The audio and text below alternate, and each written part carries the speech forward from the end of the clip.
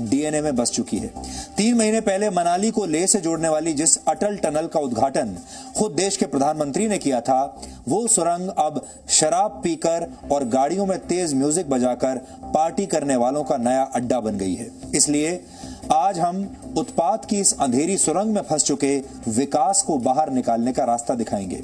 भारत में लोग सड़कों, बसों, ट्रेनों और हाईवेज जैसी सार्वजनिक संपत्ति को मुफ्त में मिली सुविधाएं समझते हैं और इन सुविधाओं का जितना हो सके उतना नुकसान भी कर देते हैं। जबकि सच ये है कि ये इंफ्रास्ट्रक्चर जिसे हम विकास कहते हैं, उसका निर्माण आपके और हमारे टैक्स के पैसों से होता है। लेकिन हमारे देश में कभी पार्टी करने वाले लोग नशे में इसे गंदा कर देते हैं, तो कभी शॉर्टकट मारने वाले लोग, लापरवाह लोग इसे तोड़ देते हैं। और अगर विकास इन सब से बच भी जाए तो उसे भारत बंद और आंदोलन के नाम नष्ट कर दिया जाता है या फिर जला दिया जाता है। यानी भारत में विकास कहीं भी हो, उसकी मौत निश्चित है। इसके बाद हम आपको अमेरिका के उस नए कानून के बारे में बताएंगे जिसके जरिए अमेरिका ने चीन की उस दुखती रग को दबा दिया है जहां उसे सबसे ज्यादा दर्द होता है। चीन की इस दुखती रग का नाम है तिब्बत और तिब्बत के सबसे बड़े धर्मगुरु दलाई लामा है। अमेरिका के नए कानून के मुताबिक चीन दलाई लामा का चुनाव नहीं कर सकता और यह अधिकार अब सिर्फ तिब्बत के लोगों को होगा। यह कानून कैसे अमेरिका और चीन के बीच नए शीत युद्ध की वजह बन सकता है, आज आपको जानना चाहिए, क्योंकि इससे भारत को भी बहुत फायदा होगा। और आखिर में हम आपको बताएंगे कि कैसे उत्तर प्रदेश में अब गाड़ियों पर अपनी जाति लिखना गैर कानूनी हो गया है। उत्तर प्रदेश में पहले लोग गाड़ी नहीं अपनी जाति में चलते थे, लेकिन अब सरकार ने कह दिया है कि उन्हें जाति छोड़कर सिर्फ गाड़ी में ही चलना होगा। हमारे देश में जाति व्यवस्था को लेकर अक्सर बड़ी बड़ी बातें होती हैं कि इसे समाप्त कर दिया जाए और कहा जाता है कि हमें जातियों से ऊपर उठ जाना चाहिए। लेकिन आज भी आपने देखा होगा आपके आसपास गाड़ियों पर लोग अक्सर अपनी जातियां लिखकर चलते हैं या फिर अपने पद, अपने डेजिग्नेशंस या टाइटल्स लिखकर चलते हैं। वो आपको ये बताना चाहते हैं कि वो किस जाति से हैं या उनका पद क्या है या वो कितने शक्तिशाली हैं। इसलिए आज हम वाहनों की इस वर्ण व्यवस्था के जरिए लोगों की मानसिकता को समझने की कोशिश करेंगे। लेकिन सबसे पहले आज की तमाम बड़ी खबरें नॉन स्टॉप न्यूज में। भारत में इमरजेंसी इस्तेमाल के लिए कोवैक्सीन को एक्सपर्ट कमेटी की मंजूरी मिल गई है। कोविशील्ड के बाद मंजूरी पाने वाली यह भारत की दूसरी वैक्सीन है। अब भारत में 2 वैक्सीन इमरजेंसी इस्तेमाल के लिए तैयार है। एक्सपर्ट कमेटी ने 2 दिन में दूसरी वैक्सीन को हरी झंडी दिखाई। कोवैक्सीन पूरी तरह से स्वदेशी है। इसे भारत बायोटेक ने बनाया है, जिसकी लैब हैदराबाद में है। कोविशील्ड की तरह कोवैक्सीन को भी drug controller general of India यानी DCGI की अंतिम मंजूरी का इंतजार करना होगा। DCGI की आखिरी मंजूरी मिलते ही दोनों वैक्सीन का भारत में इस्तेमाल शुरू हो जाएगा। वैक्सीन सबसे पहले हेल्थ वर्कर्स को लगेगी। सूत्रों के मुताबिक देश में अगले हफ्ते से कोरोना वैक्सीन का इमरजेंसी इस्तेमाल शुरू हो सकता है।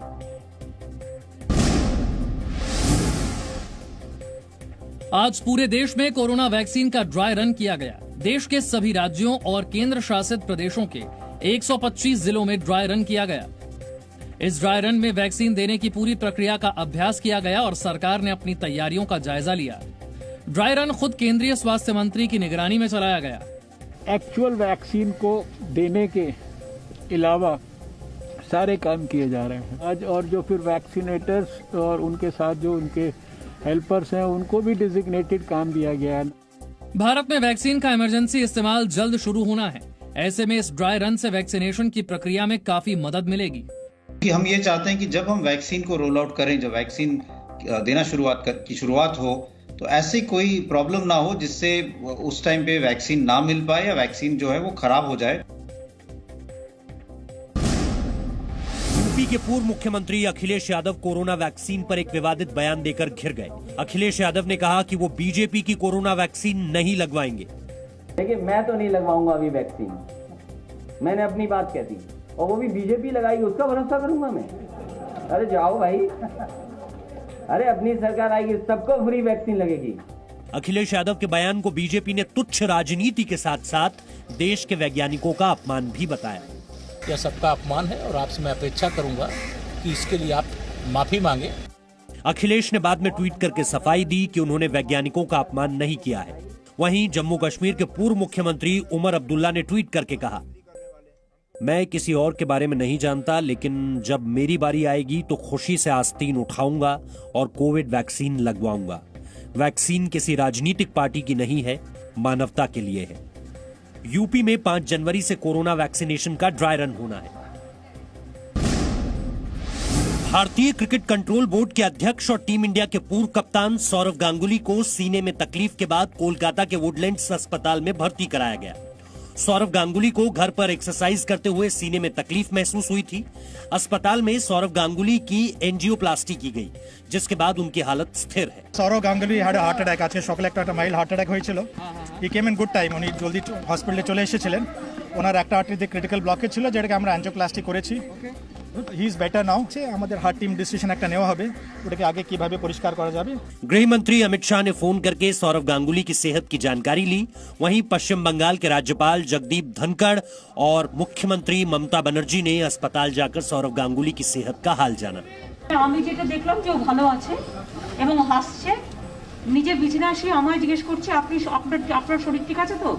अस्पताल ने मेडिकल बुलेटिन में बताया कि दिल की बीमारी सौरव गांगुली की फैमिली हिस्ट्री में है। गांगुली को 4 से 5 दिन और अस्पताल में रहना पड़ सकता है। ऑस्ट्रेलिया के खिलाफ तीसरे टेस्ट मैच से पहले भारतीय क्रिकेट टीम के 5 खिलाड़ियों को आइसोलेशन में भेज दिया गया है। इन 5 खिलाड़ियों पर कोरोना प्रोटोकॉल तोड़ने का शक है। बायो बबल प्रोटोकॉल तोड़ने की जांच भी शुरू कर दी गई है। आइसोलेशन में भेजे गए खिलाड़ियों में रोहित शर्मा, शुभमन गिल, ऋषभ पंत, पृथ्वी शॉ और नवदीप सैनी हैं। दरअसल ट्विटर पर एक प्रशंसक ने इन खिलाड़ियों का वीडियो डाला, जिसमें ये एक इंडोर रेस्टोरेंट में बैठे खाना खाते दिख रहे हैं।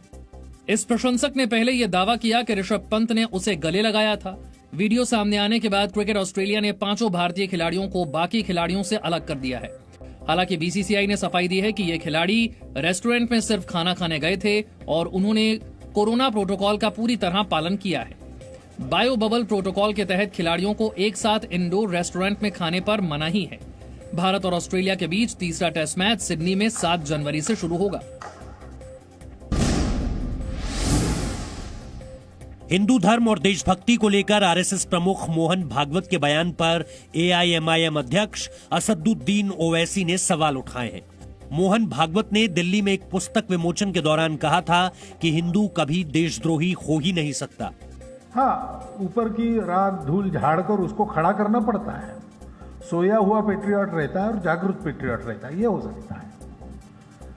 लेकिन भारत विरोधी ऐसा कोई नहीं रहता है, भारत द्रोही ऐसा कोई नहीं रहता है। भागवत ने महात्मा गांधी का हवाला देते हुए यह बयान दिया था। इस पर असदुद्दीन ओवैसी ने ट्वीट करके पूछा, बापू के हत्यारे गोडसे पर मोहन भागवत क्या बोलेंगे? असम के नेली नरसंहार के जिम्मेदारों पर क्या बोलेंगे? 84 के दंगों और 2002 के गुजरात दंगों पर क्या बोलेंगे? ओवैसी ने सवाल उठाया कि किसी धर्म को देशभक्ति का प्रमाण पत्र जारी करने का हक भला आरएसएस को किसने दिया?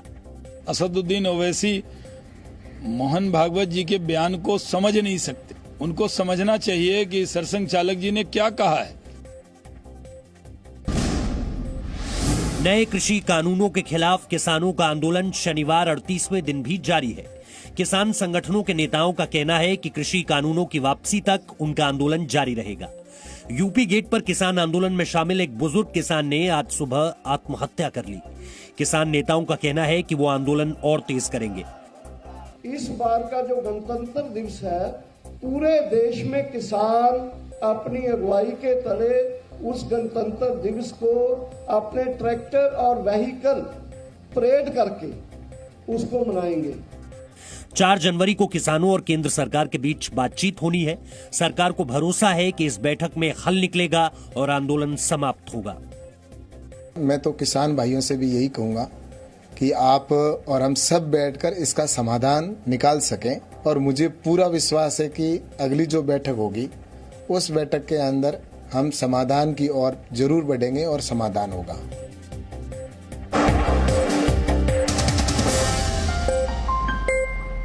भारत में बनी एक बहुत शानदार सुरंग विकास के टुकड़े टुकड़े करने वाले लोगों के चंगुल में फंस गई है और अनुशासनहीनता की सुरंग में फंसे इसी विकास को आजाद कराने की कोशिश करेंगे। वैसे तो कश्मीर से लेकर कन्याकुमारी तक भारत की जो लंबाई है 3000 किलोमीटर है, लेकिन हम आपको मनाली में मौजूद एक 9 किलोमीटर लंबी सुरंग में लेकर चलेंगे, जहां आपको भारत के लोगों के असली चरित्र के दर्शन हो जाएंगे और आपको भारत का चरित्र समझने के लिए उत्तर से दक्षिण और पूर्व से पश्चिम तक हजारों किलोमीटर लंबा सफर करने की जरूरत नहीं पड़ेगी। अभी जो तस्वीरें आप देख रहे हैं वो भारत में बनी दुनिया की सबसे लंबी हाईवे टनल यानी सुरंग है और इसका नाम तो आपने सुना ही होगा, इसका नाम है अटल टनल। हिमाचल प्रदेश के मनाली को लाहौल स्पीति से जोड़ने वाली ये सुरंग करीब 18 वर्षों में बनकर तैयार हुई है और इस सुरंग पर 3,500 करोड़ रुपए का खर्च आया है। इसे आप नोट कर लीजिए, 3,500 करोड़ रुपए का खर्च आया है। और जब तक मैं आपको आगे की खबर बताऊं, आप ये भी सोच लीजिएगा कि ये 3,500 करोड़ किसके हैं, ये 3,500 करोड़ कहां से आए जिससे ये टनल बनी है और ये किसके लिए बनी है, क्यों बनी है। यानी ये 2020 के भारत को विकास के रास्ते पर ले जाने वाली सुरंग है।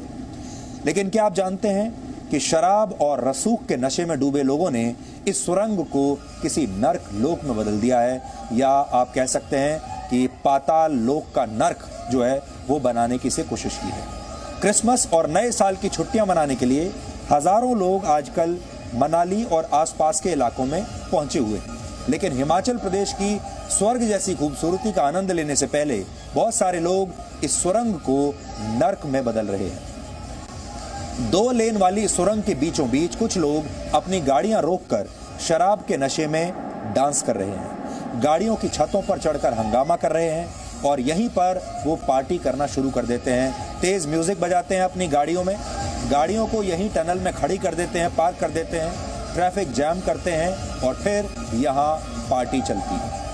ये सारे पढ़े लिखे लोग हैं, ज़्यादातर लोग वो हैं जो दिल्ली और हरियाणा जैसी जगहों से मनाली गए क्योंकि इन्हें छुट्टियां मनानी है, क्योंकि इन्हें क्रिसमस की छुट्टियां मनानी है, नए साल की छुट्टियां मनानी है। पहले आप कुछ तस्वीरें देखिए।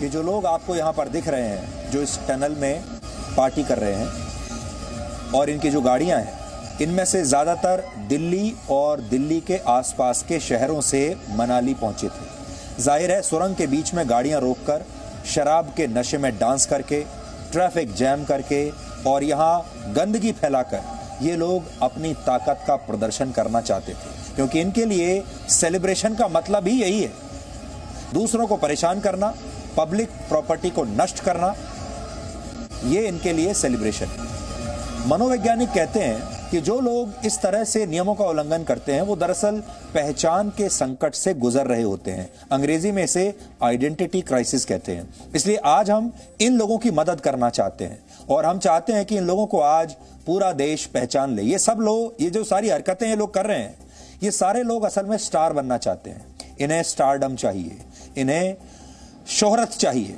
ये चाहते हैं कि पूरा देश इन्हें पहचाने और पूरा देश ये जान ले कि ये हैं कौन। ऐसे लोगों को जब पुलिस भी रोकती है तो ये उन लोगों को कहते हैं, पुलिस को भी कहते हैं कि तुम जानते नहीं मैं कौन हूं। तो ये जो डायलॉग है जो ये लोग बोलते हैं जब इन्हें चालान काटने के लिए रोका जाता है, तो ये कहते हैं तुम जानते नहीं हो मैं कौन हूं। इसलिए हम चाहते हैं कि पूरा देश इन्हें जान ही ले। अभी जिस स्कॉर्पियो गाड़ी की तस्वीरें आप देख रहे हैं उसका नंबर हमने निकाल लिया है, बहुत कोशिशें करके इसका नंबर निकाला है ताकि आप सब से इन लोगों का परिचय करा दें, क्योंकि ये लोग चाहते ही यही थे, इन्हें स्टार बनाते हैं आज। तो ये नंबर जो है इस गाड़ी का, ये दिल्ली का नंबर है और इसकी छत पर बैठकर कुछ लोग इस सुरंग में हुड़दंग मचा रहे थे और तेज आवाज में म्यूजिक बजाकर शराब के नशे में डांस कर रहे थे। इस गाड़ी में सवार सभी लोगों के नाम ढूंढ निकाले हैं और हम चाहते हैं कि आप भी इनको जान लीजिए ये कौन लोग हैं और इन्हें स्टार बनाइए। ये बहुत बड़े लोग हैं,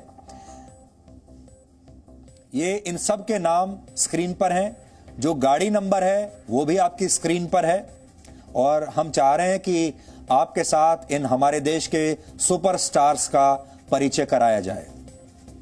हालांकि हिमाचल प्रदेश पुलिस ने इन्हें गिरफ्तार कर लिया है, बड़ा अच्छा किया, इनकी जगह भी वही है। इनकी गाड़ियों को जब्त कर लिया गया है और इन पर जुर्माना भी लगाया गया है, लेकिन इन्हें अगले दिन ही जमानत मिल गई। देखिए, यही हमारा देश है। अगले दिन जमानत मिल गई और हो सकता है कि अब ये लोग अपने अपने घर भी पहुंच गए होंगे या फिर जहां जा रहे होंगे वहां पहुंचकर फिर से वही कर रहे होंगे जो यहां पर कर रहे हैं। अगर ये आपके पड़ोसी हैं तो अब आपको इनसे 2 गज की नहीं बल्कि 100 गज की दूरी बनाकर रखनी चाहिए, अगर आप इन्हें जानते हैं। क्योंकि जो लोग किसी और शहर में जाकर अपने रसूख की धौंस दिखा सकते हैं, नियमों का इस तरह से उल्लंघन कर सकते हैं, वो अपने शहर में और अपने आस पड़ोस में कितनी गुंडागर्दी करते होंगे, इसे आसानी से आप समझ सकते हैं। इसलिए ऐसे लोगों से सोशल डिस्टेंसिंग बहुत जरूरी है। इसी तरह एक और गाड़ी देखिए, हरियाणा के नंबर की गाड़ी में सवार कुछ लोगों ने भी यही काम किया। इस गाड़ी में कौन कौन लोग सवार थे, उनके नाम भी इस समय आपकी स्क्रीन पर हैं। यह हरियाणा की गाड़ी है HR-26 AK7767।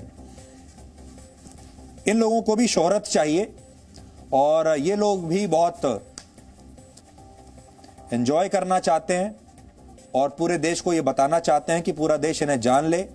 ये देश के लिए बहुत बड़ा काम कर रहे हैं, इसलिए इनसे परिचय आज हम आपका करा रहे हैं। दिल्ली नंबर की एक और गाड़ी में सवार लोगों ने भी इस सुरंग में अपनी गाड़ी रोककर इसी तरह डांस किया और ट्रैफिक को रोक दिया। ये सब लोग भी दिल्ली से हैं और इनके नाम और पते की जानकारी भी आज आप देख सकते हैं। ये सब लोग ऐसा करके खुद को सुपरस्टार समझ रहे थे, खुद को ताकतवर समझ रहे थे, इस टनल का मालिक अपने आप को समझ रहे थे। तो इन्हें आप इस टनल के तानाशाह भी कह सकते हैं। ये है तो लोकतंत्र, लेकिन यहां पर बहुत सारे तानाशाह घूम रहे हैं। पिछले कुछ दिनों में इस सुरंग से करीब 5,500 गाड़ियां गुजरी हैं और इनमें से ज्यादातर सैलानियों की ही गाड़ियां थी, टूरिस्ट जो यहां घूमने गए थे। लेकिन इनमें से ज्यादातर सैलानियों ने भारत में विकास का सबूत देने वाली इस सुरंग को अराजकता के अंधेरे वाली सुरंग में बदल दिया है। जब जी न्यूज की टीम इस सुरंग में पहुंची और इस सुरंग की देखभाल करने वाले लोगों से हमने बात की, तो हमें पता चला कि सुरंग से गुजरने वाले सैलानी न सिर्फ सुरंग के बीच में अचानक अपनी गाड़ी रोक देते हैं, बल्कि खाने पीने के पैकेट्स भी यहीं फेंक देते हैं। दूसरी गाड़ियों को यहां ओवरटेक करते हैं, क्योंकि आप तो जानते हैं हमारे देश में बहुत सारे लोग ऐसे हैं जो अगर उनकी गाड़ी को ओवरटेक कोई और कर ले तो वो बुरा मान जाते हैं, इसलिए वो किसी को अपनी गाड़ी से आगे नहीं निकलने देते और वो ओवरटेक करके अपनी ताकत दिखाना चाहते हैं। और ये वो लोग भी हैं जो यहाँ मौजूद उपकरण जो हैं उन्हें भी तोड़ देते हैं। यहाँ तक कि इसी सुरंग में यूरिनेट भी करने लगते हैं।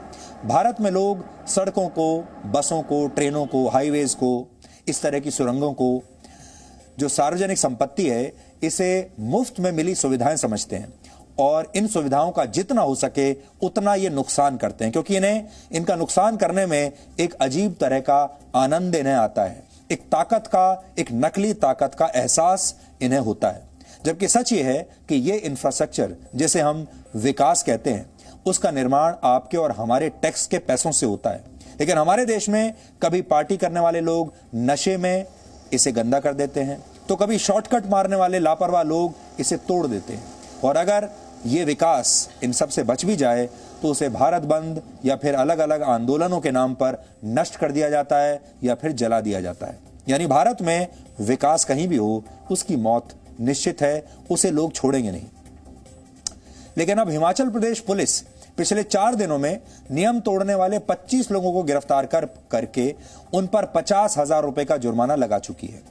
इनमें से ज्यादातर को अगले ही दिन जमानत भी मिल गई। आजकल बर्फबारी की वजह से सुरंग को आम लोगों के लिए बंद कर दिया गया है, लेकिन हमें पूरी आशंका है कि जैसे ही लोग इस सुरंग से होते हुए वापस अपने घरों की तरफ लौटेंगे, वैसे ही इस सुरंग के सर्वनाश की शुरुआत एक बार फिर से हो जाएगी। क्योंकि भारत में लोग अक्सर कहते हैं कि सब चलता है और ऐसे लोगों को जेल और जुर्माने से कोई डर नहीं लगता।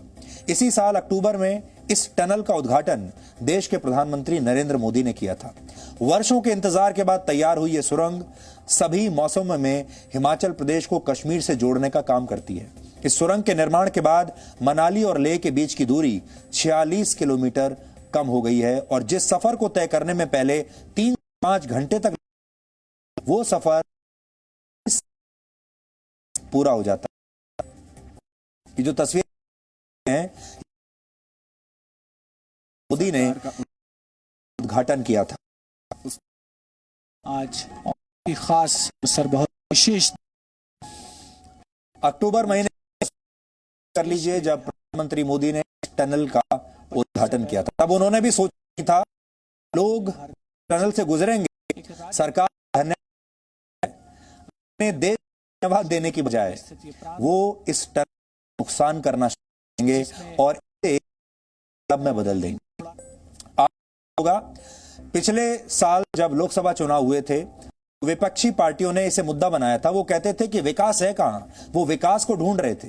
सरकार कह रही थी कि हमने बहुत विकास किया है और विपक्षी पार्टियां कह रही थी कि वो विकास हमें दिख नहीं रहा, ये विकास नाम का जो शख्स है ये है कहां। तो विकास का क्या हाल है वो आज हम आपको दिखा रहे हैं। किसी भी सुरंग में गाड़ियों को ओवरटेक करने की इजाजत कभी नहीं होती, लोगों को अपनी लेन में चलना होता है। सुरंग में गाड़ी पार्क करने की भी कभी इजाजत नहीं होती और अगर किसी सुरंग में ट्रैफिक जैम लगता है तो वहां प्रदूषण का स्तर भी बहुत खतरनाक स्तर पर पहुंच जाता है। जी न्यूज की टीम ने सुरंग की देखरेख करने वाले अधिकारियों से बात की और उन्होंने हमें बताया कि नियमों के उल्लंघन की वजह से उस सुरंग को लगातार नुकसान पहुंच रहा है और उनकी टीम को लगातार इसकी मरम्मत करनी पड़ती है। अल्टीमेटली एक नेशनल प्रोजेक्ट है, इसको हमें इसकी देखरेख और इसकी मेंटेनेंस इसको हमें एक तरह से नेशनल मॉन्यूमेंट के जैसे करनी चाहिए ताकि और इस तरह का उत्पाद जैसे कि अभी आपको पता है लास्ट के कुछ 2-4 दिनों में कुछ वीडियोस भी वायरल हुए हैं यूट्यूब पे जिसमें कुछ युवा यहाँ पे गाड़ी रोक के और नशे में डांस और वो सब कर रहे हैं। तो इसलिए मैं ये लोगों से कहना चाहूँगा कि ये टनल आम जनता की सहूलियत के लिए बनाई गई है तो आप इसका प्रयोग करिए बट किसी तरह से यहाँ के जो स्टोर्स हैं उसको आप डैमेज मत करिए। जैसे फायर कैबिनेट है ये आप देख रहे हैं, ये इसका भी शीशा टूट चुका था, ये हमने इसको रिपेयर किया है। ये जो ट्रैफिक कोन्स हैं, मीडियंस हैं, इसमें आपको जगह जगह मीडियंस दिखेंगे जिनकी टेप्स निकल गई हैं, जो मीडियंस बेंड हो गए हैं और रोड के अलॉन्ग द रोड सोलांग से ऊपर तक जब आप आते हैं तो आपको रोड के चारों तरफ गंदगी और रैपर्स और सारा गंदगी वगैरह देखने को मिलेगा। सो मैं ये लोगों से अपील करना चाहता हूँ कि आप आइए, प्रकृति का मजा लीजिए बट अपने जैसे हम अपने घर को साफ सुथरा रखते हैं वैसे ही हमको अटल टनल और इसके जो आसपास का एरिया उसको हम साफ रखना चाहिए ताकि लोगों को किसी तरह की परेशानी ना हो। टूरिस्ट बहुत ज़्यादा बढ़ गए हैं और क्या होता है वो टनल में बीच में गाड़ी रोकते हैं जो कि गाड़ी रोकना अलाउड नहीं है, वो रोकते हैं। क्या होता है सर इसमें 60 की स्पीड मेंटेन करनी है आपको, फिर क्या होता है पीछे वाले में कोलिजन का डर रहता है। दूसरा चीज़ क्या होता है वो उतरने के बाद सर हमारे जो फायर हाइड्रेंट सिस्टम है, इमरजेंसी कॉल सर्विसेज हैं, उनको ब्रेक कर रहे हैं, कांच तोड़। उससे क्या होगा सर हमारे इमरजेंसी के टाइम में हम कैपेबल नहीं होंगे किसी भी इमरजेंसी को वो रिस्पॉन्ड करने में। टनल केवल घूमने के लिए नहीं है, ये इस महीने कटा रहता है पूरे देश से, उसकी इमरजेंसी को भी जोड़ती है। तो इनकेस अगर मैंने कहीं लगा दिया, मेरी वजह से कुछ जाम लग गया तो से जा रही होगी सर, वो उधर नहीं जा पाएगी। तो डेफिनेटली जो क्या है यहाँ की जो प्रॉब्लम्स हैं वो बढ़ जाएंगी। विकास आपका मूलभूत अधिकार है, लेकिन इस अधिकार को हासिल करने के लिए आपको अपने कुछ कर्तव्य भी निभाने होते हैं और कर्तव्य का बोध अनुशासन से आता है। भारत में भले ही इस अनुशासन की बेहद कमी हो, लेकिन दुनिया के कई देश ऐसे हैं जहां ऐसा बिल्कुल नहीं है। उदाहरण के लिए आप चीन से आई ये तस्वीर देखिए। ये तस्वीर वर्ष 2018 की है जब चीन के जिनहुआ शहर की एक सुरंग में गाड़ियों की लंबी कतार लग गई थी। शाम का समय था और इस वजह से ट्रैफिक ज्यादा था। तभी सुरंग से गुजर रहे लोगों को एम्बुलेंस के सायरन की आवाज सुनाई दी और लोगों ने अपनी गाड़ियों को सुरंग के दोनों किनारों पर लगाना शुरू कर दिया। इसके बाद क्या हुआ आप खुद अपनी आंखों से देख सकते हैं। इसे अनुशासन कहते हैं। सुविधाएं आपके जीवन को बेहतर बनाने के लिए होती हैं, इसलिए नहीं कि आप इनका दुरुपयोग करें और अपने साथ साथ दूसरों को परेशानी में डाल दें।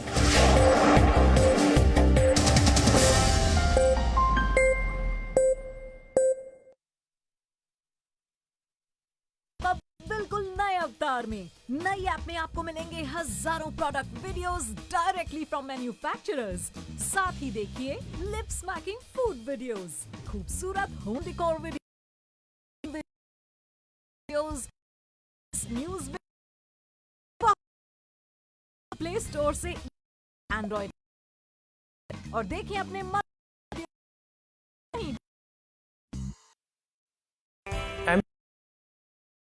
खुश थे जैसे थे अचानक अब रोक दिया। आप नौकरी रोजगार पर जी रोज दिन भर जी न्यूज पर। डाउनलोड इजी नई ऐप में आप हजारों प्रोडक्ट डायरेक्टली साथ मैकिंग फूड बहुत कुछ प्ले डाउनलोड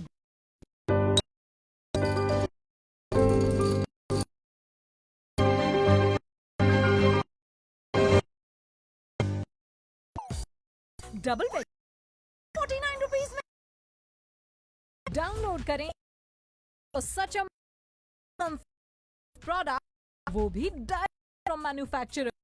साथ ही देखिए lips videos, health fitness news videos, Bollywood video और बहुत कुछ। Download the mall app for unlimited entertainment and more easy video app. Double 240 सही सुना आप। डाउनलोड करें app for thousands of products,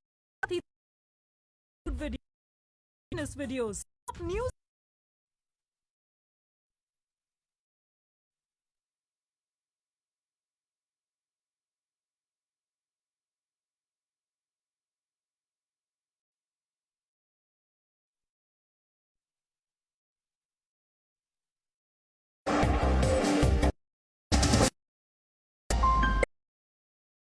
America धार्मिक देते हुए एक नया कानून है, खिलाफ नीति की एक नई कह सकते हैं, और ये काम अमेरिका के राष्ट्रपति डोनाल्ड ट्रंप ने जाते जाते कर दिया है। सबसे पहले आपको तिब्बत के लिए अमेरिका के इस नए कानून की 4 बड़ी बातें बताते हैं। इस नए कानून का नाम है Tibetan policy and support 2020। America ने कहा है सिर्फ तिब्बत के लोग अपना अगला दलाई लामा चुनने का अधिकार है और इस प्रक्रिया में चीन किसी भी तरह का कोई हस्तक्षेप नहीं करेगा। दूसरी बड़ी बात है, तिब्बत के लोगों के अधिकारों की रक्षा के लिए अमेरिका एक अंतर्राष्ट्रीय गठबंधन बना सकता है। इसके बाद भी अगर चीन की सरकार ने अगला दलाई लामा चुनने की कोशिश की तो अमेरिका उस पर आर्थिक प्रतिबंध लगा सकता है। अमेरिका तिब्बत की राजधानी लासा में एक कॉन्सुलेट खोलना चाहता है। इस दूतावास की मदद से अमेरिका तिब्बत में खुद को कूटनीतिक रूप से मजबूत करना चाहता है, इसलिए उसने कहा है कि वो अपना दूतावास तिब्बत में शुरू करेगा। और इस कानून के मुताबिक जब तक अमेरिका को यह दूतावास तिब्बत में शुरू करने की इजाजत नहीं मिलेगी तब तक वो चीन को भी अमेरिका में नए दूतावास खोलने की अनुमति नहीं देगा। यह कानून बनाकर अमेरिका ने चीन की उस दुखती रग पर हाथ रख दिया है जहां चीन को सबसे ज्यादा दर्द होता है। चीन हमेशा वन चाइना पॉलिसी की बात करता है और इस नीति के तहत चीन ताइवान, हांगकांग और मकाओ को अपना हिस्सा मानता है। अब तक भारत समेत दुनिया के ज्यादातर देश भी वन चाइना पॉलिसी से सहमत रहे हैं, लेकिन अब समय बदलने लगा है और दुनिया चीन के इस दावे पर सवाल उठाने लगी है। अमेरिका पहले ही वन चाइना पॉलिसी को छोड़ चुका है। अब तिब्बत पर अमेरिका में बने नए कानून से चीन पर दबाव और बढ़ गया है। अगले 1 महीने में जो बाइडेन अमेरिका के राष्ट्रपति बन जाएंगे। हालांकि अमेरिका एक ऐसा देश है जहां सरकारें भले ही बदल जाएं, लेकिन विदेश नीति समान ही रहती है। यानी अगली सरकार बनने के बाद भी चीन की तिब्बत वाली मुश्किलें समाप्त नहीं होंगी।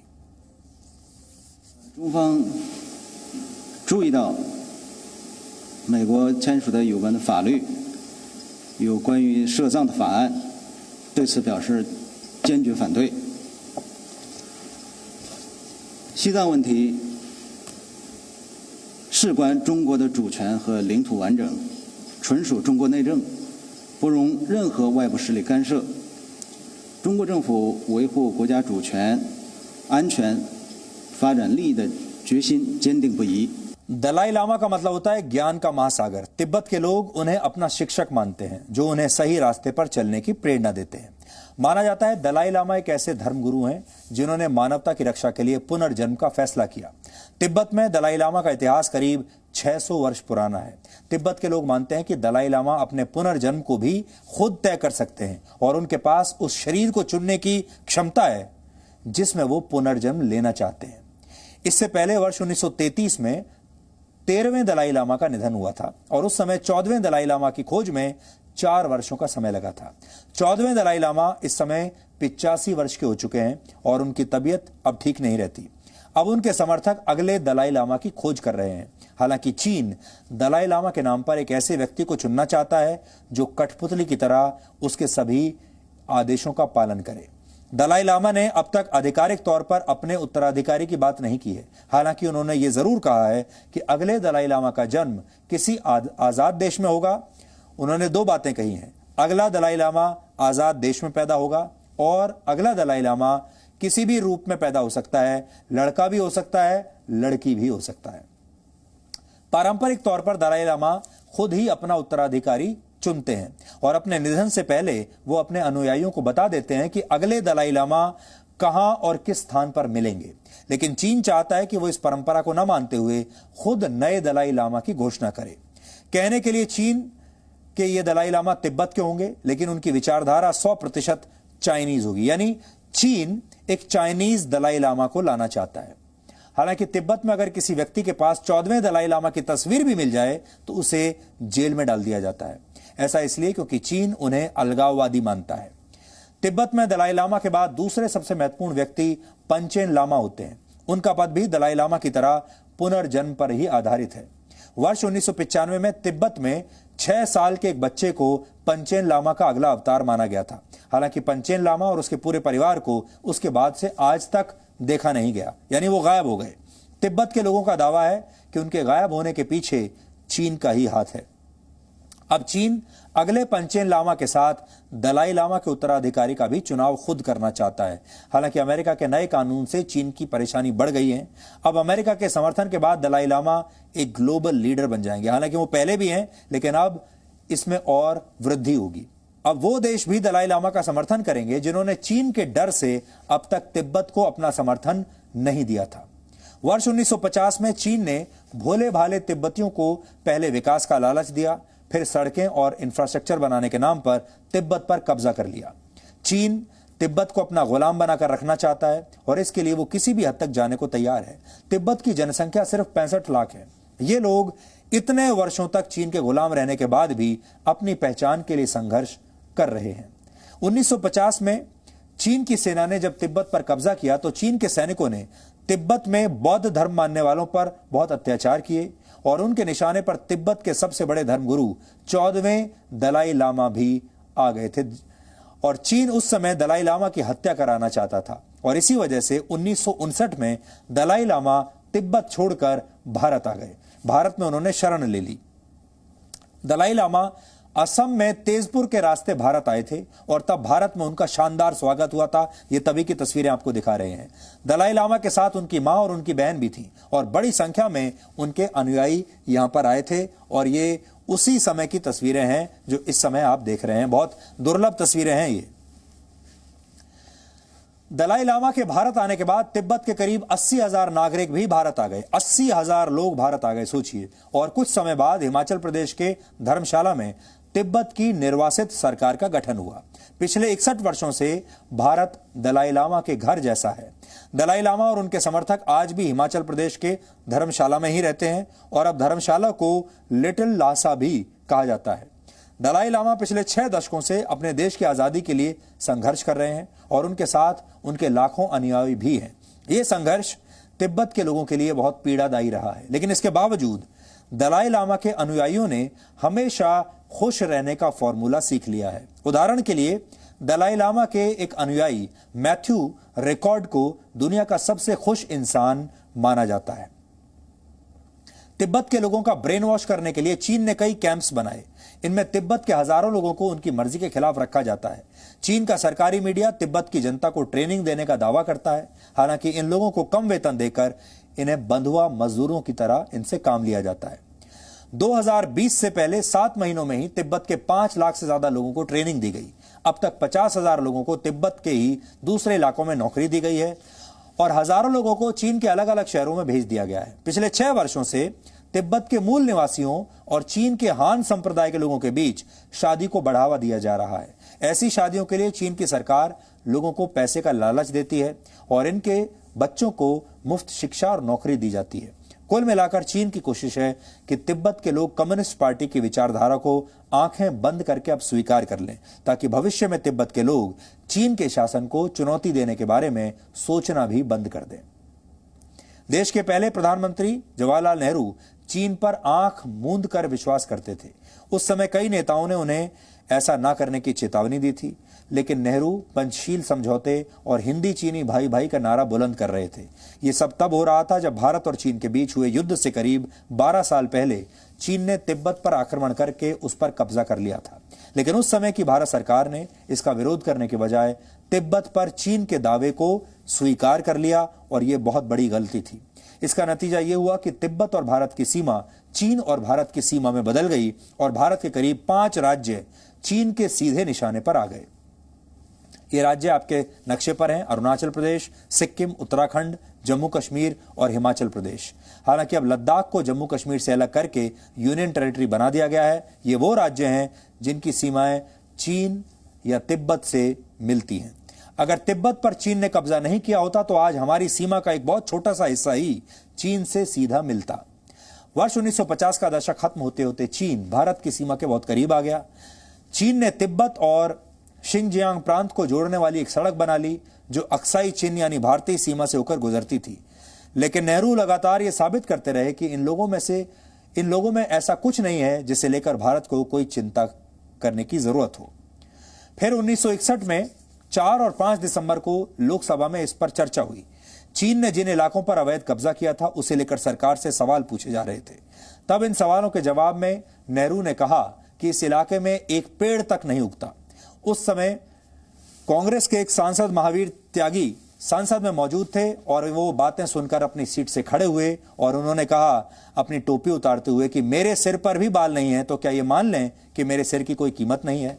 तो ये तिब्बत की पूरी कहानी है जो आज हर भारतीय को पता होनी चाहिए। अगर उस समय हमने तिब्बत पर यह ऐतिहासिक गलती ना की होती तो आज हम तिब्बत की आजादी को लेकर खुलकर चीन के सामने खड़े हो सकते थे और तिब्बत का आजाद होना आज हर तरह से भारत के पक्ष में है।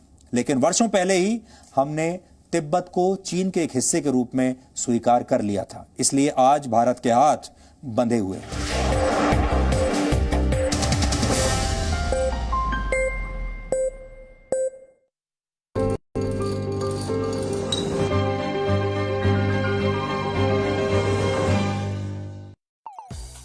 डबल बेडशीट सिर्फ 249 रुपीज में। सही सुना आपने।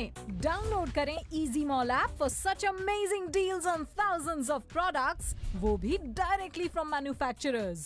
साथ ही देखिए lip smacking food videos, health and fitness videos, top news videos, Bollywood videos और भी बहुत कुछ। डाउनलोड करें easy mall Android app for unlimited shopping, entertainment and more. Easy mall, आपका अपना वीडियो ऐप। डबल बेडशीट सिर्फ 249 रुपीज में। सही सुना आपने। डाउनलोड करें easy mall app for such amazing deals on thousands of products. साथ ही देखिए लिप स्मैकिंग फूड वीडियो।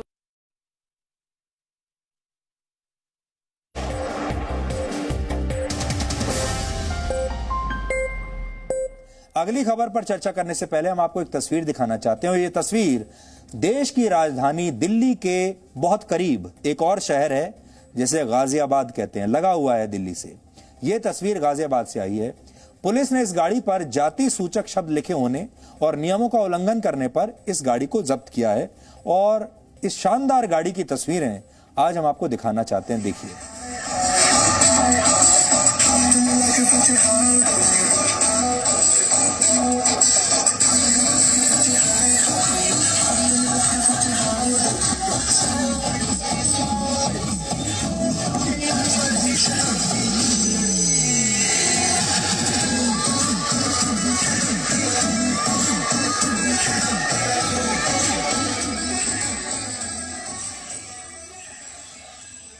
इस तरह की गाड़ियां जरूरी नहीं कि दिल्ली और दिल्ली के आसपास ही घूमती होंगी। आप जिस भी शहर में रहते हैं, जिस भी राज्य में रहते हैं, जिस भी गांव में रहते हैं, आपने भी अपने घर के आसपास ऐसी कई गाड़ियां जरूर देखी होंगी जिन पर जाति सूचक शब्द भी लिखे होते हैं, जिनमें बहुत तेज संगीत बज रहा होता है और वहां के कुछ लड़के इस गाड़ी में अलग अलग तरह के स्टंट कर रहे होते हैं।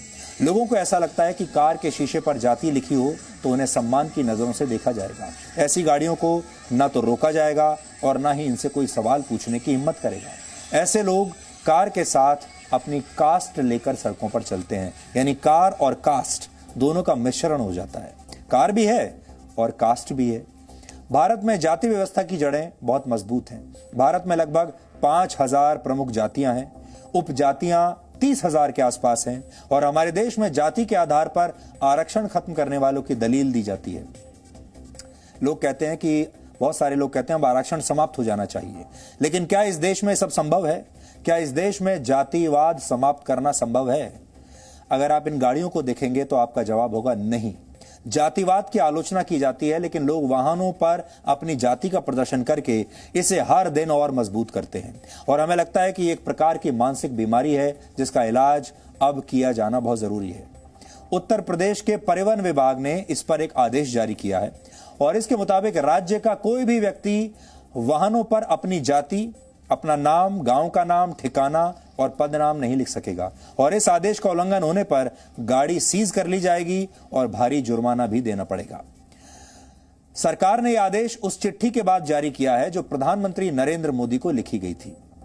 यह चिट्ठी महाराष्ट्र के एक सामाजिक कार्यकर्ता हर्षपाल प्रभु ने लिखी थी, जिसमें उन्होंने कार पर जाति वाले स्टिकर से समाज को खतरा बताया। अपनी इस चिट्ठी में उन्होंने लिखा कि वाहनों पर जाति का प्रदर्शन करना सामाजिक ताने बाने के लिए अच्छा नहीं है।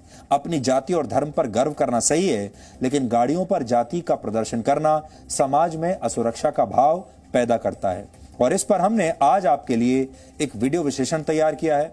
इससे आपको यह समझने में मदद मिलेगी कि वाहनों पर जाति का दिखावा करने वाले लोग ऐसा करते क्यों हैं। कानून इसकी इजाजत नहीं देता और ऐसा करने पर जुर्माने का भी प्रावधान है, फिर भी ऐसे लोगों को कानून का कोई डर नहीं है। असल में ऐसे लोग कार नहीं, कास्ट में चलते हैं। ये वो लोग हैं जो पहचान के संकट से संघर्ष कर रहे होते हैं। इनकी अपनी पहचान संकट में है और इस संकट को अपनी झूठी पहचान की नुमाइश से छिपाना चाहते हैं। आइडेंटिटी क्राइसिस अंग्रेजी में इसे कहते हैं। इसलिए आज हमारा ये वीडियो विश्लेषण जरूर आप देखिए और फिर हम इसके बारे में बात करेंगे। क्या कारण होता है कि गाड़ी पे ये चीज उजागर करनी पड़ती है? कारण तो ऐसा कुछ भी नहीं है, बस अपने शौक के लिए लिखवा देते हैं। ऐसा कुछ भी नहीं है कि जातिवाद, ऐसा कुछ भी सीन नहीं है। इस पे लिखना जरूरी हो जाता है? मतलब मैं सिर्फ समझना चाह रहा हूँ कि साइकिल पर शुक्ला जी लिखने का क्या मतलब था, क्या चाहते थे आप उससे? मैं चाहता था कि ये मेरा साइकिल है, जुड़ना तो है ही। जब ब्राह्मण में जाति में हूँ तो ब्राह्मण से जुड़ा हूँ। खान साहब की गाड़ी है, ये मुझे खास तौर पर साफ नजर आ गया है, लेकिन अब खान साहब से जानने की भी कोशिश करेंगे। सर, क्या कारण था कि आपको ये सब लिखाना पड़ा? नहीं सर, ऐसी कोई बात नहीं थी। वो थोड़ा लड़का का नाम था, वो लिखवा दिया बस ऐसे ही। अच्छा, लड़का का नाम मतलब लड़के का नाम, लड़के का आधार कार्ड तो बना हुआ होगा? नहीं, अभी छोटा ही है, अभी 2 या 3 महीने का ही है बस। 2-3 महीने का है, लेकिन नाम आपने उनका गाड़ी पर लिखवा दिया। गाड़ी से पहचान कहीं नहीं सर, मैंने नहीं लिखवा रहा, मेरा छोटा जो भाई है उसने लिखवा दिया, ले जा करके पेंटर के यहाँ वो लिखवा लाया। यादव जी कौन है आप लोगों में? ये यादव जी, ये आपका ऑटो है? यादव जी, आपको मैं जान गया, मैंने आपका नाम जान गया इस ऑटो से, लेकिन आपका आधार कार्ड बना है? हाँ, बना है। तो सर, इस पर आपने यादव जी लिखाया हुआ है और लिख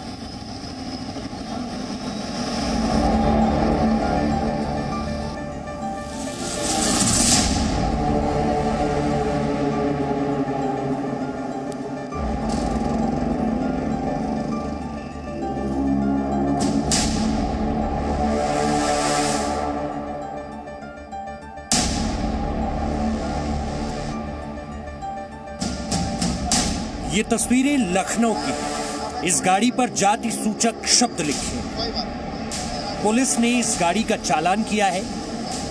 कुछ ऐसी ही तस्वीरें गाजियाबाद से भी आई हैं।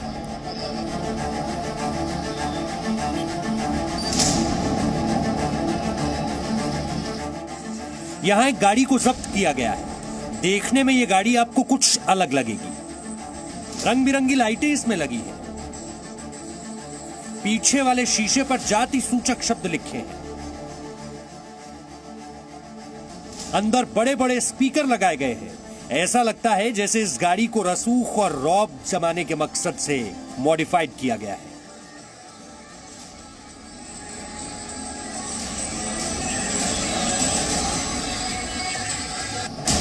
उत्तर प्रदेश में सड़कों पर जाति का प्रदर्शन करने वाली गाड़ियां आपको आसानी से दिख जाएंगी। इन गाड़ियों के अब चालान कटने शुरू हो गए।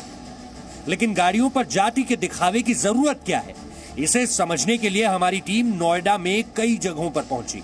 हमने कई ऐसे लोगों से बातचीत की जिनकी गाड़ी पर जाति सूचक शब्द लिखे थे। राजपूतों ब्लड में है, लिखवा दिया राजपूत और क्या लिखवा दी। अब पता चला कानून लागू हो गया, इस पे उतार दिए। उसके लिए सॉरी है सर, इसको मैं इसीलिए फाड़ दिया। मुझे इस चीज के लिए गलती फील हुई, मैं इसीलिए फाड़ रहा हूँ। चलान कर दो, हम रिपोर्टिंग नहीं करवाएंगे। नहीं, खाली ये हाँ कुछ भी है, हम रिपोर्टिंग नहीं करवाएंगे। चलान कटवाने का अधिकार है, चलान कटवा लेंगे। हमने कई लोगों से इसकी वजह पूछी। कई लोगों ने बहाने बनाने की कोशिश की।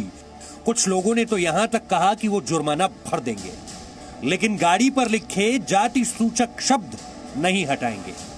असल में ये वो लोग हैं जो कार के साथ अपनी कास्ट लेकर सड़कों पर घूमते हैं, अपनी झूठी पहचान की नुमाइश करते हैं।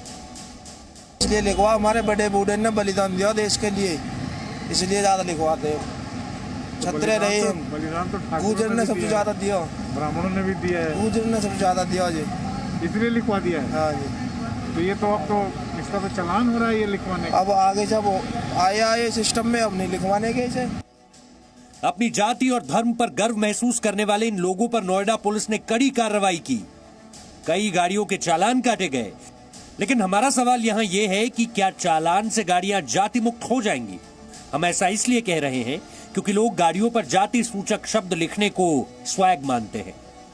भले ये लोग चालान के डर से अपनी गाड़ी से जाति के स्टिकर हटा दें, लेकिन इनके दिमाग में जाति का जो स्टिकर चिपका है उसे हटाना काफी मुश्किल है। मन कर रहा लिखवा लिया।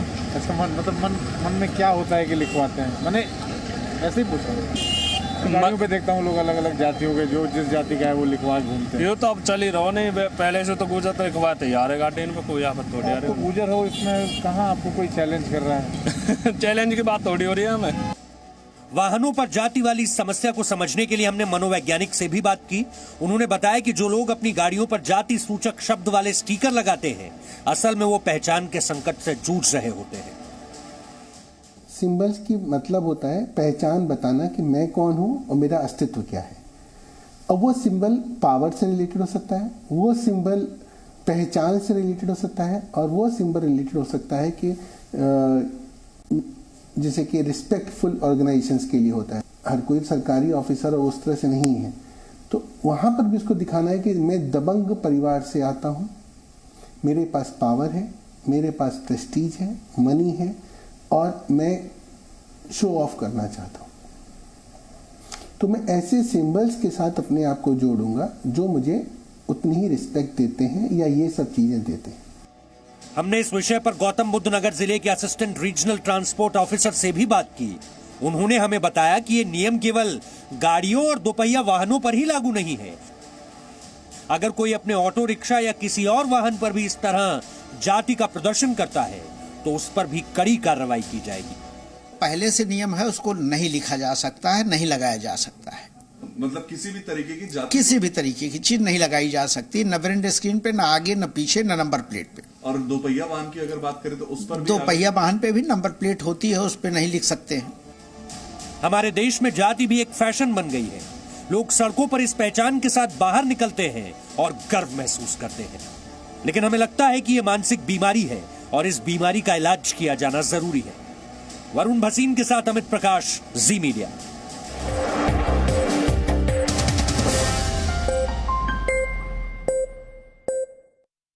की हर खबर जी रोजगार समाचार, दिन भर जी न्यूज पर।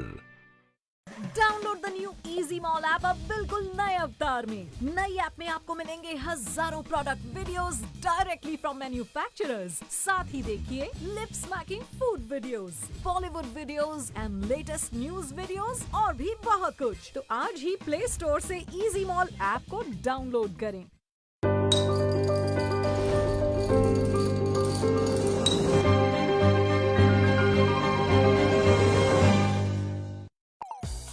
डबल बेडशीट सिर्फ 249 रुपीज में। सही सुना आपने।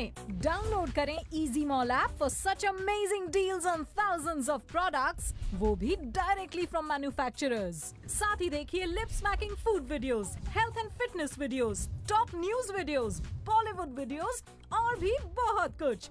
डाउनलोड करें easy mall Android app for shopping, entertainment, आपका अपना। 49 रुपीज। सही सुना आप। Easy mall app for deals on thousands of. साथ ही देखिए हेल्थ एंड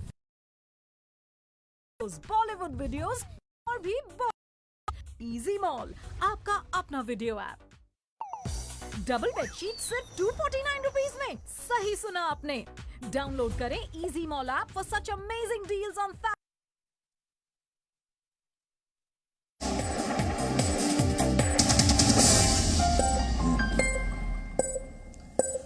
और अब देखते हैं कि आज के इतिहास में क्या लिखा है। वर्ष 1954 में आज ही के दिन देश के सर्वोच्च नागरिक सम्मान भारत रत्न और पद्म पुरस्कारों की शुरुआत हुई थी। इन पुरस्कारों की स्थापना भारत के तत्कालीन राष्ट्रपति डॉक्टर राजेंद्र प्रसाद ने की थी। भारत रत्न भारत का सर्वोच्च नागरिक सम्मान है और पद्म विभूषण भारत रत्न के बाद भारत सरकार की तरफ से दिया जाने वाला दूसरा सबसे बड़ा नागरिक सम्मान है। वर्ष 1954 में भारत के दूसरे राष्ट्रपति सर्वपल्ली राधाकृष्णन, भारत के अंतिम गवर्नर जनरल चक्रवर्ती राजगोपालाचारी और नोबेल पुरस्कार विजेता वैज्ञानिक चंद्रशेखर वेंकट रमन को भारत रत्न से सम्मानित किया गया था। पद्म भूषण भारत का तीसरा और पद्मश्री भारत का चौथा सबसे बड़ा नागरिक सम्मान है। चंद्रमा के सबसे करीब पहुंचने वाला पहला अंतरिक्ष यान लूना 1 आज ही के दिन वर्ष 1959 में लॉन्च किया गया था।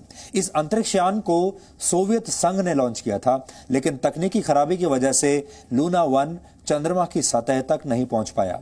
इस अंतरिक्ष यान ने अपने सफर के दौरान सौर तूफानों यानी सोलर स्टॉर्म्स के बारे में भी शुरुआती जानकारी दी थी।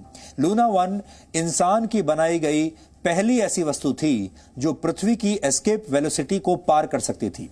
एस्केप वेलोसिटी वो स्पीड होती है जिसे हासिल किए बिना कोई भी वस्तु पृथ्वी के गुरुत्वाकर्षण क्षेत्र से बाहर नहीं जा सकती, और पृथ्वी की एस्केप वेलोसिटी है लगभग 11 किलोमीटर प्रति सेकंड, और ये ध्वनि की रफ्तार से भी 33 गुना ज्यादा है। वर्ष 1989 में आज ही के दिन भारत में नुक्कड़ नाटकों को लोकप्रिय बनाने वाले नाटककार सफदर हाशमी की सिर्फ 34 वर्ष की उम्र में हत्या कर दी गई थी। वर्ष 1989 में 1 जनवरी को गाजियाबाद के पास हल्ला बोल नामक एक नाटक प्रस्तुत करते समय उन पर जानलेवा हमला हुआ था, जिसके बाद 2 जनवरी को उनकी मृत्यु हो गई। और वर्ष 1920 में आज ही के दिन साइंस फिक्शन के मशहूर लेखक ईसैक आसिमोव का जन्म हुआ था। उन्होंने 11 वर्ष की उम्र में लिखना शुरू कर दिया था और 19 वर्ष की उम्र में उन्होंने मैगजीन्स को अपनी कहानियां बेचनी शुरू कर दी थी। उन्होंने 500 से भी ज्यादा किताबें लिखी और अक्सर उनकी किताबों में भविष्य की झलक मिलती थी। उन्होंने artificial intelligence, robotics, search engine और सोशल मीडिया की खोज का अनुमान बहुत पहले ही लगा लिया था। और एक और खास बात यह भी है कि मंगल ग्रह पर मौजूद एक क्रेटर और एक एस्ट्रॉयड का नाम भी एसिमोव के नाम पर रखा गया था। तो डीएनए में आज इतना ही। अब संडे ब्रेक का समय हो गया है।